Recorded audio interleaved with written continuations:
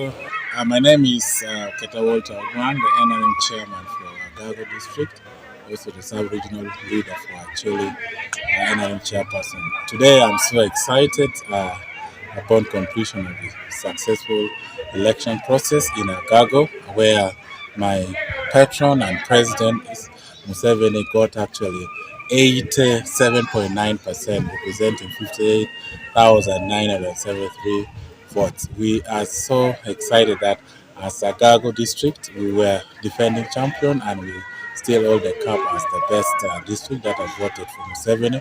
And across Acholi sub-region, we have actually done very well. All are beyond 75%, and therefore I appreciate it so much. I want to encourage everybody that it is worth protecting the gains, and therefore we, the people of Acholi, have done that, and we want to encourage every area to please accept our result, and we are happy with the outcome. Thank you so much.